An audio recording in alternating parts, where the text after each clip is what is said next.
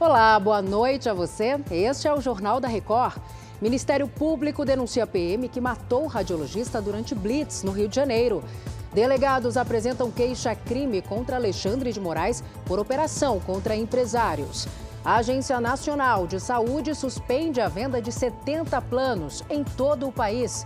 O Jornal da Record já está no ar.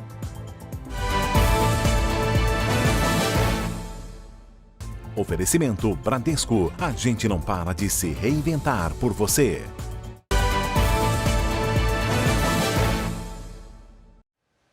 O empresário Thiago Brenan, acusado de agredir uma modelo numa academia aqui em São Paulo, não se apresentou à justiça. Os detalhes agora com Marcos Guimarães. Oi, Marcos, boa noite para você. Ei, Salso, boa noite para você e para todos que nos acompanham. O empresário que viajou a Dubai pouco antes de ser denunciado por lesão corporal tinha que retornar ao Brasil e apresentar o passaporte às autoridades, mas isso não aconteceu. No começo de setembro, o Ministério Público se mostrou favorável ao pedido de prisão preventiva defendido pelo escritório de advocacia que atua em defesa da modelo agredida. Nesta segunda-feira, a Ouvidoria das Mulheres ouviu mais de 10 supostas vítimas de abusos pelo empresário. O órgão especializado foi criado pelo Ministério Público de São Paulo para apurar crimes de abusos contra a mulher. O caso segue em segredo de justiça. Salce. Obrigada, Marcos. Boa noite para você. O Ministério Público do Rio de Janeiro denunciou o policial militar que atirou e matou um técnico em radiologia durante uma blitz na zona norte da cidade. As informações agora com o Leonardo Aki. Oi, Léo. Boa noite. Boa noite, Salce. Boa noite a todos. Olha, é isso mesmo. O que acontece é que na decisão o MP destacou que o policial não hesitou em fazer o disparo e atirou consciente e voluntariamente. O PM, identificado como Márcio Felipe dos Santos, já está preso preventivamente. A vítima foi atingida por um tiro de fuzil e teve morte cerebral. Agora, o Rafael Montovanelli tinha 40 anos, estava em um carro com mais 3 amigos. A PM diz que o grupo desobedeceu uma ordem de parar numa blitz. As testemunhas afirmam que não perceberam a sinalização na rua e nem a ordem de parada. Já a Secretaria de Polícia Militar do Rio informou que abriu um procedimento interno para apurar a conduta do policial. Salce. Obrigada pelas informações, Léo. A Agência Nacional de Saúde Suplementar suspendeu a venda de 70 planos de saúde por causa de reclamações relacionadas à cobertura. O Alessandro Saturno tem as explicações para a gente. Alessandro, uma boa noite para você. Olá, Salce. Boa noite para você e a todos que nos assistem.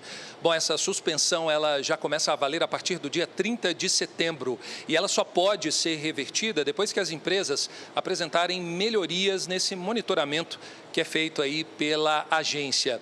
Bom, a lista com os planos que foram suspensos, que tiveram a comercialização suspensa, essa lista já está disponível no site da agência, assim como a lista dos 40 convênios que tiveram comercialização liberada por terem apresentado melhora no desempenho. No relatório da ANS, esse relatório, na verdade, Salso, ele considerou que quase 38 mil reclamações foram feitas entre abril, o dia 1º de abril e 30 de junho. As queixas mais frequentes, Salce, foram simplesmente o não cumprimento de prazos para a realização de cirurgias, exames e consultas e também a negativa de cobertura.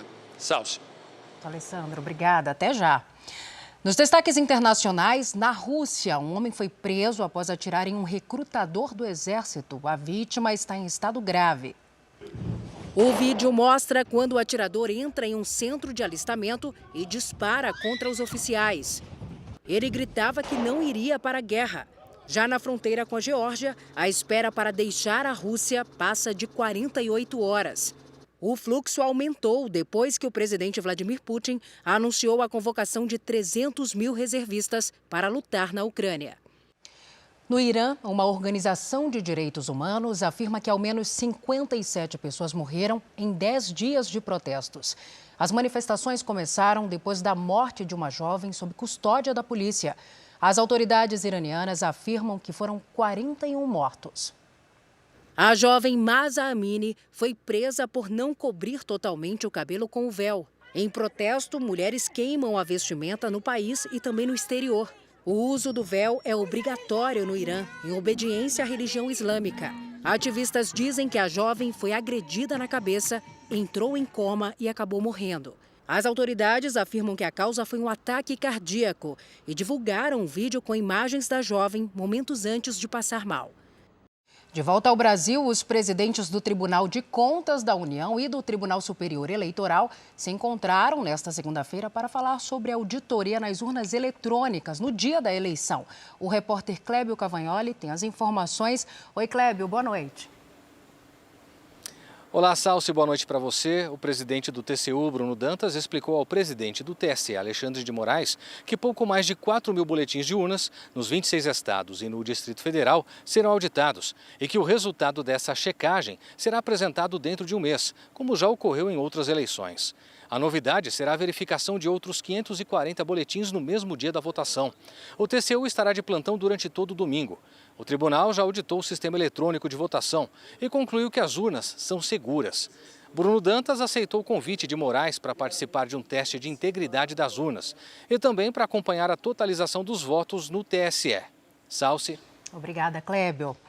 E olha, para garantir a segurança para a votação, o Centro Integrado de Comando e Controle Nacional começou nesta segunda-feira a Operação Eleições 2022. O Luiz Fara Monteiro conta pra gente como vai funcionar esse centro em Brasília. Oi, Fara.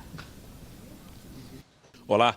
Faltando apenas 6 dias para o primeiro turno, a Operação Eleições 2022 começou. A ação integrada entre forças de segurança em todos os estados tem o objetivo de combater crimes eleitorais.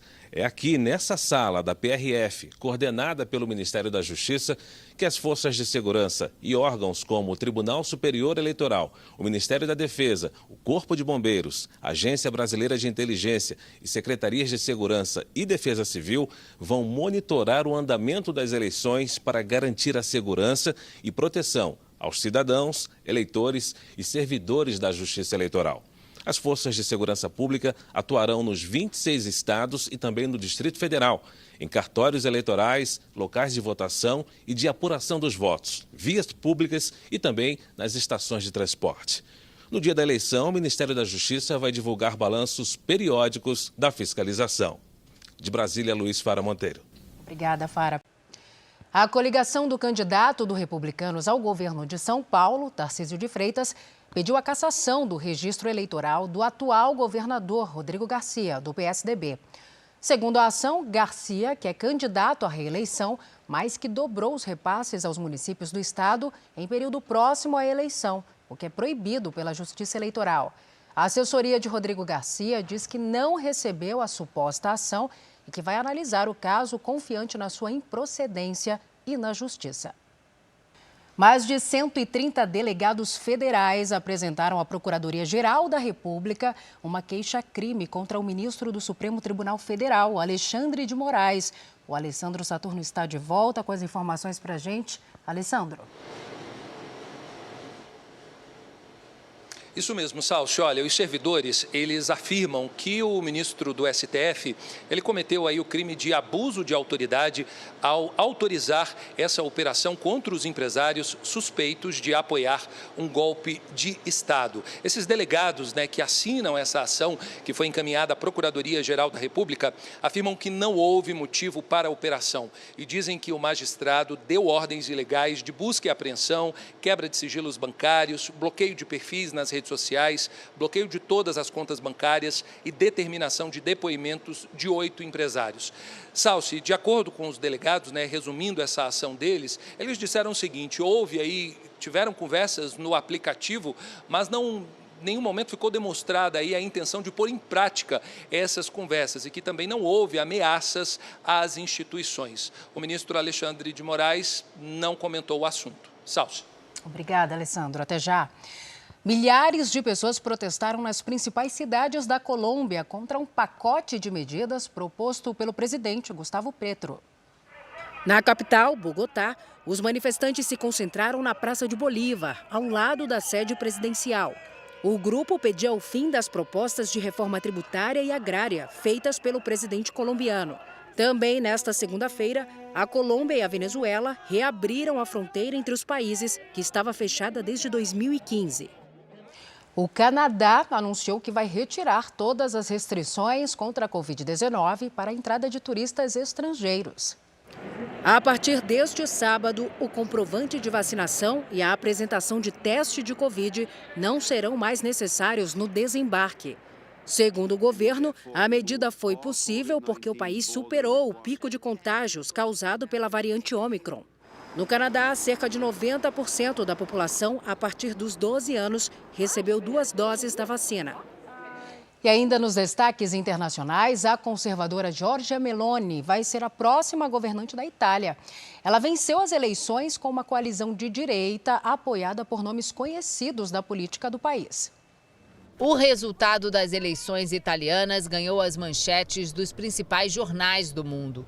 A aliança liderada pelo partido Irmãos da Itália venceu com 26% dos votos e deve confirmar a indicação de Giorgia Meloni para o cargo de primeira-ministra. A Itália tem o sistema parlamentarista. Isso quer dizer que Meloni não chega ao cargo diretamente. Ela receberá do presidente do país a tarefa de formar um governo com apoio no Congresso. Com o resultado da eleição, deverá montar um gabinete sem dificuldades. A votação ficou marcada pela abstenção recorde. A conservadora já discursou como a nova líder italiana e falou em governar para eleitores de direita e de esquerda. É importante entender que, se formos chamados para liderar este país, faremos isso por todos, afirmou a apoiadores. Lo faremo per tutti. O partido tem apoio de nomes conhecidos da política italiana, como o ex-primeiro-ministro Silvio Berlusconi e o ex-ministro do Interior Matteo Salvini. O resultado já é considerado histórico, porque será o governo mais à direita na Itália desde a Segunda Guerra Mundial. Países aqui da União Europeia acompanham com atenção as eleições italianas. Giorgia Meloni já se manifestou a favor da saída da Itália do bloco europeu. O país é hoje a terceira maior economia da União Europeia. A italiana tem uma posição nacionalista e contrária às facilidades para a imigração. A Itália é o país que mais recebe imigrantes sem documentos em toda a Europa. E a OCDE reduziu a previsão de crescimento da economia mundial em 2023. Em junho, a Organização para a Cooperação e o Desenvolvimento Econômico projetava um crescimento global de 2,8%. Agora, a previsão é de 2,2%. Para o Brasil, a estimativa é que o PIB baixe de 2,5% neste ano para 0,8% no ano que vem. Segundo a OCDE, a queda é consequência da invasão russa na Ucrânia e do aumento das taxas de juros para conter a inflação. Agora a gente confere os números do mercado financeiro. O dólar começou a semana em alta de 2,53%, vendido a R$ 5,38. Já a Bolsa de Valores de São Paulo encerrou o dia em queda de 2,33%, acima dos 109 mil pontos. Os novos dados sobre recessão global influenciaram os negócios nesta segunda-feira. E um evento em São Paulo lançou uma ferramenta para incentivar as empresas a serem mais inclusivas no mercado de trabalho. Para conseguir conhecer o potencial de alguém, é preciso dar oportunidade. Foi assim que a Mônica começou a trabalhar como recepcionista em eventos e como instrutora de taekwondo.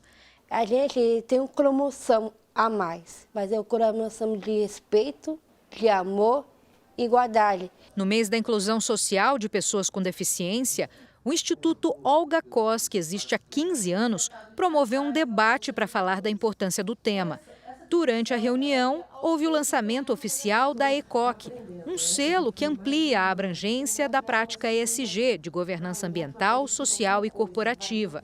É a primeira ferramenta criada para medir o desempenho social das empresas. Uma maneira de saber o quanto uma empresa é inclusiva e a qualidade dos ambientes de trabalho, levando em conta as diferenças que existem entre as pessoas. Hoje nós temos uma métrica em que meça variáveis como arquitetura, atitude, comunicação, metodologia e programas dentro das empresas. E a gente só rompe essa barreira quando nós começamos a implementar programas de diversidade e inclusão focados nesse segmento de pessoas com deficiência de uma forma estruturada, estratégica.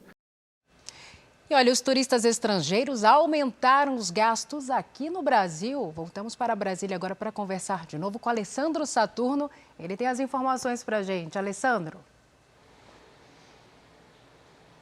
Salsi, de janeiro a julho, o aumento foi de 84%. Aí a gente faz as contas, né? E nos 7 primeiros meses deste ano, os visitantes deixaram aqui no Brasil, olha só, 2 bilhões e 700 milhões de reais. Só em julho foram 389 milhões de dólares, na verdade. 74% a mais do que em julho do ano passado. De acordo com o Ministério do Turismo, os dados apontam para uma forte retomada do setor, que sofreu bastante com a pandemia desde 2020. A expectativa é de que, até o fim do ano, 4 milhões e 200 mil turistas estrangeiros visitem o país. O recorde, Salsi, de estrangeiros aqui no Brasil foi em 2018, quando 6 milhões e 600 mil estrangeiros, mil turistas, estiveram aqui no país. Salsi, volto com você. Excelente noite. Obrigada, bom descanso.